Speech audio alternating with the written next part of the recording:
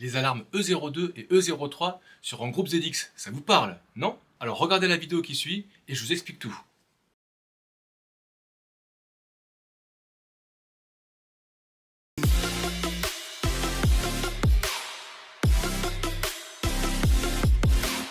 Salut, c'est Frédéric Morena de la société Copland. Bienvenue dans cette nouvelle vidéo sur les groupes de conversation ZX. Aujourd'hui, on va parler de deux alarmes. L'alarme E02, qui est une alarme de panne de capteur de pression HP, et l'alarme E03, qui est une panne de sonde de température de refoulement. L'alarme E02 signifie que vous avez une panne avec votre capteur de pression HP. Alors il y a trois possibilités. C'est soit le capteur qui est mal connecté au régulateur, soit le capteur EHS, soit c'est le régulateur qui n'envoie pas la bonne tension au capteur de pression. Vous pouvez en parallèle regarder ma vidéo numéro 28 qui vous explique comment diagnostiquer une panne de capteur de pression. Et ensuite, l'alarme E03 signifie que vous avez un problème avec la sonde de température de refoulement.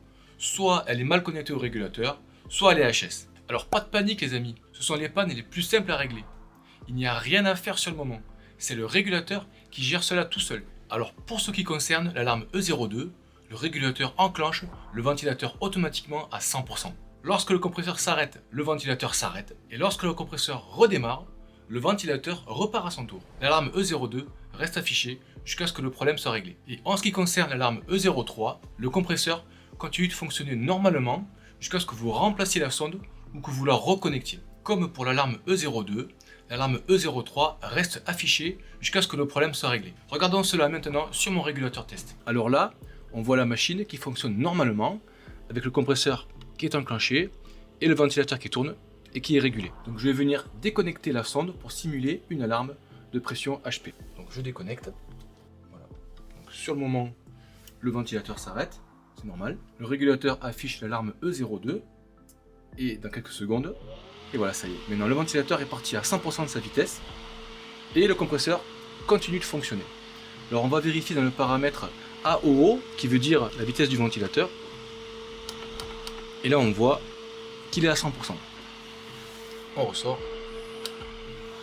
Et lorsqu'on vient reconnecter le capteur de pression HP, eh bien, le régulateur va reprendre sa régulation de ventilation normalement.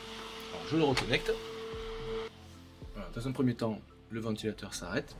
Et une fois que le régulateur aura bien remesuré la pression HP, il va redémarrer la régulation du ventilateur. Alors maintenant, on va déconnecter la sonde de température de refoulement, comme ceci. Voilà. Et immédiatement, on a l'alarme E03 qui s'affiche.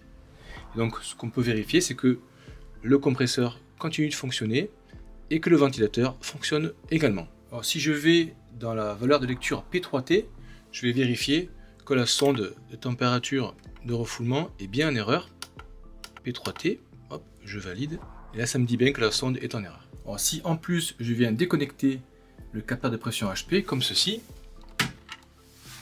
donc là, on va avoir les alarmes E02 et E03 qui vont s'afficher de façon successive.